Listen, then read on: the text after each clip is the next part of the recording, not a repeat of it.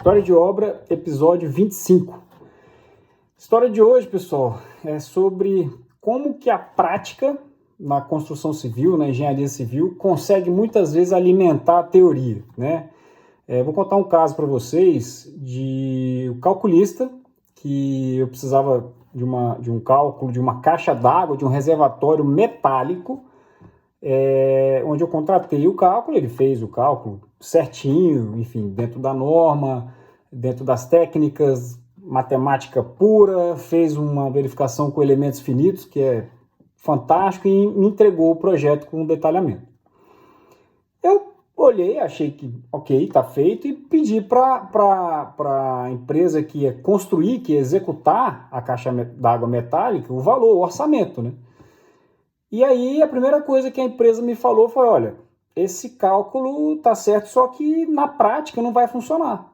Eu falei, como assim não vai funcionar? Porque a chapa especificada era muito fina. Então a chapa do projeto, na hora de soldar, porque a caixa d'água metálica é feita com chapas soldadas, né? Uma caixa metálica cilíndrica. Na hora de soldar, essa chapa não vai aguentar a solda de uma chapa com a outra. Então tá muito fino isso, não dá pra gente executar dessa maneira. E aí eu lembro que eu fiquei até sem graça, tive que ligar pro calculista e falar, olha, aconteceu isso, e aí, enfim.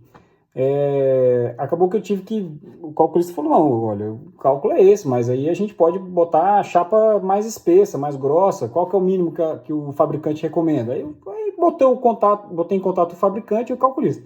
Então o que eu quero passar, a mensagem que eu quero passar para vocês, já vou mostrar a caixa d'água, o modelo disso tudo que eu estou falando para vocês, está aqui do lado.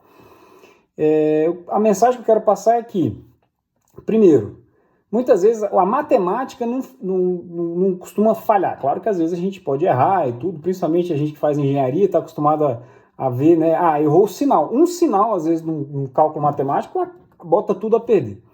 Mas a matemática ela é precisa, ela é exata.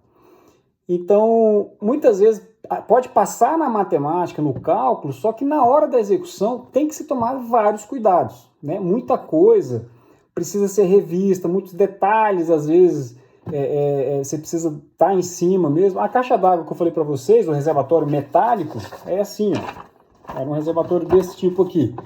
Ele era cilíndrico, né? É cilíndrico, tem uma caixa, né?